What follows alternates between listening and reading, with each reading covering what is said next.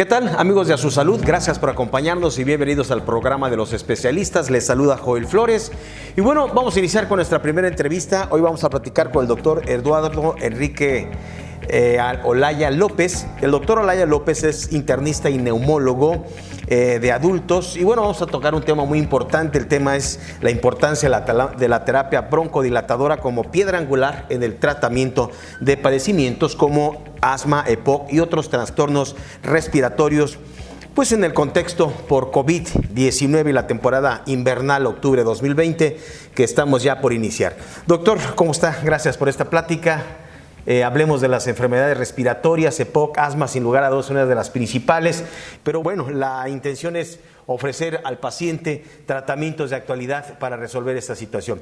Doctor, ¿cómo está nuestro panorama en EPOC y en asma, en enfermedades respiratorias en nuestro país, muy próximos, por cierto, a iniciar? ¿Cómo estás, Joel? Buenas tardes, muchas gracias por la invitación. Pues sí, digo, es un tema muy importante, sobre todo en esta temporada, porque se nos vienen meses complicados con la coexistencia de la sindemia entre COVID-19 e influenza, que ya la tenemos aquí a la vuelta de la esquina, incluso ya estamos viendo casos, y bueno, pues es importante enfatizar la importancia del control en todos los pacientes que tienen alguna enfermedad respiratoria crónica conocida, pues para poder disminuir en cierta medida el riesgo de tener al menos una presentación grave de cualquiera de estas dos enfermedades. Mira, pues estamos hablando de las dos principales enfermedades respiratorias en todo el mundo, que son EPOC y asma. Tenemos que recordar que EPOC es la principal enfermedad respiratoria en adultos, es ya hoy en día la tercera causa de muerte a nivel mundial.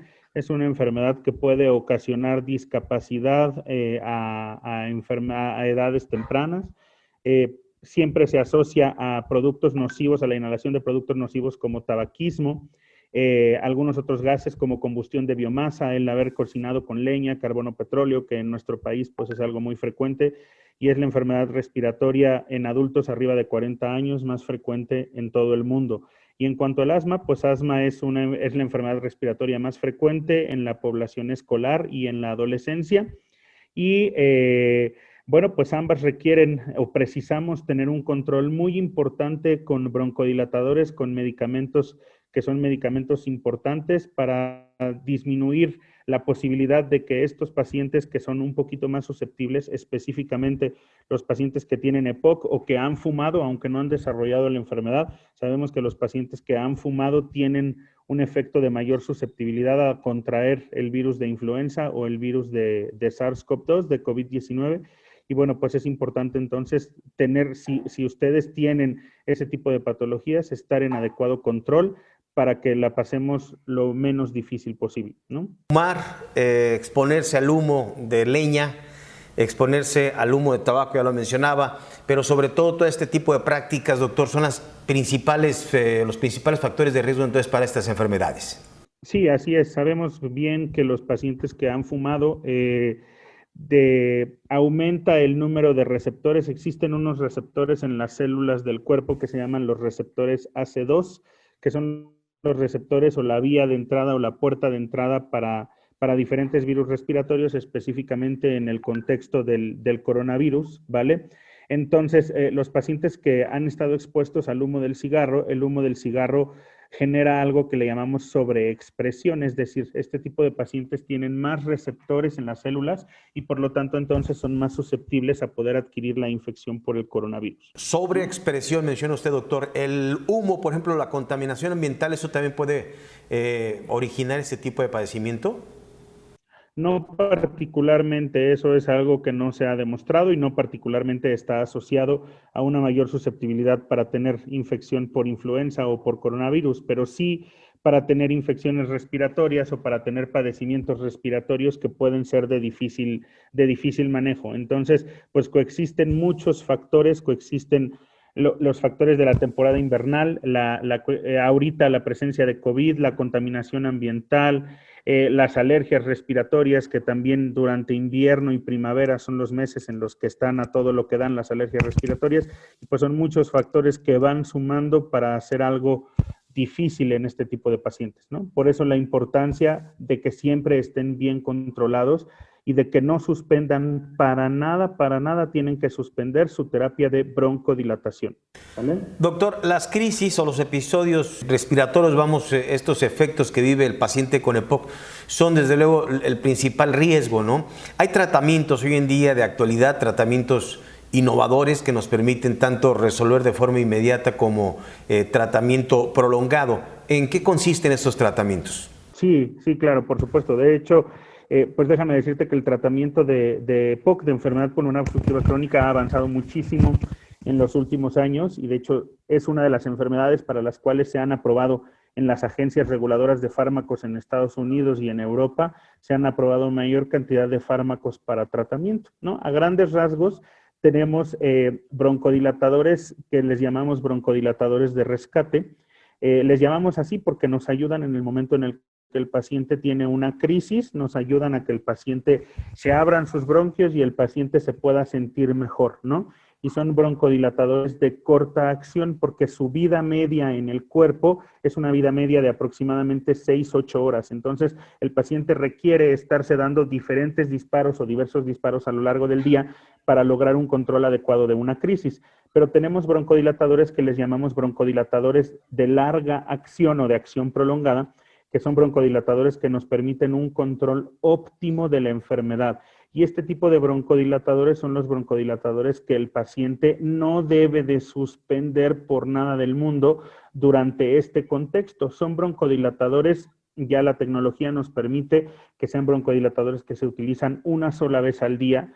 Tenemos ya dispositivos muy amigables con el paciente, como por ejemplo los dispositivos Respimat, que son dispositivos de muy fácil uso, que no requieren gran instrucción o gran educación del paciente para que el paciente los pueda utilizar, permiten que el medicamento llegue hasta el final de la vía aérea, que es donde el medicamento tiene que hacer su efecto para lograr una broncodilatación óptima, y también permiten que el hecho de que sean de administración de una sola vez al día, pues el paciente tenga una mejor adherencia. Entendemos adherencia como la capacidad que tiene el paciente de permanecer siempre con un buen tratamiento y de usar su tratamiento. Y es muy lógico de pensar, ¿no? Si yo tengo que utilizar mi inhalador 3 o 4 veces al día, pues es probable, dependiendo de mi nivel de actividad laboral o de actividad física, que en algún momento se me olvide, porque tendría yo que salir con el inhalador fuera de casa y estarlo cargando todo momento. Pero si yo utilizo inhaladores que son de larga acción, que son inhaladores que solamente se utilizan una sola vez al día, yo lo utilizo por la mañana o lo utilizo por la noche, eso debe de ser individualizado dependiendo de cada paciente, ¿no? Y me olvido, yo puedo salir de mi casa y tengo el efecto permanente 24 horas de una broncodilatación importante. Entonces, a grandes rasgos, así es como dividimos el tratamiento de las enfermedades crónicas. Habitualmente los broncodilatadores de acción prolongada deben de ser de control permanente, ¿sale?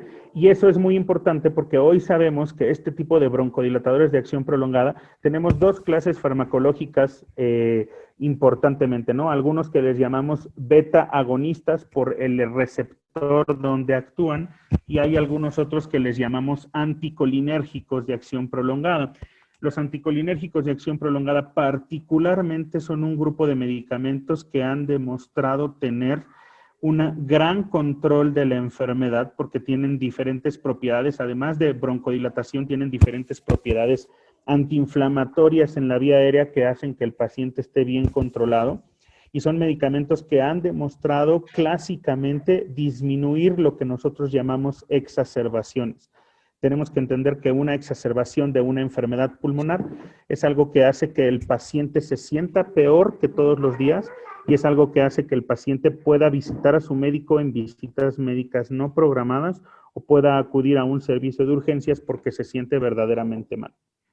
Doctor, en esta sindemia, en esta combinación de COVID y de influenza, ¿pone en mayor riesgo al paciente con EPOC o asma? Sin duda alguna, específicamente a los pacientes con EPOC. Hay muchos estudios en la actualidad que han demostrado que los pacientes con asma particularmente no están en un riesgo mayor de tener o de sufrir una enfermedad o infección por COVID, ¿no? pero sí los pacientes con EPOC por esta sobreexpresión de receptores que ya te había yo comentado. Entonces, es de vital importancia que en esta época un paciente que tiene EPOC o que se conoce con EPOC tenga en cuenta 3 cosas importantes. Número 1, no debe de suspender sus broncodilatadores habituales, ¿no? Y debe de buscar que se le prescriban los mejores broncodilatadores, los más actuales, los que han demostrado tener un efecto mayor para que el paciente pueda tener una disminución de riesgo. El segundo punto que a considerar importante en estos pacientes es que la vacunación contra influenza es indispensable, ¿no? La vacunación contra influenza es indispensable. Y el tercer punto a tener en cuenta, pues, es no bajar la guardia en las medidas de prevención como sana distancia y, pues, lavado de manos con alcohol en gel o lavado de manos con agua y jabón. Eso es lo más importante. Muchísimas gracias por esta entrevista, doctor. Muy amable. Al contrario, bonita tarde. Hasta luego.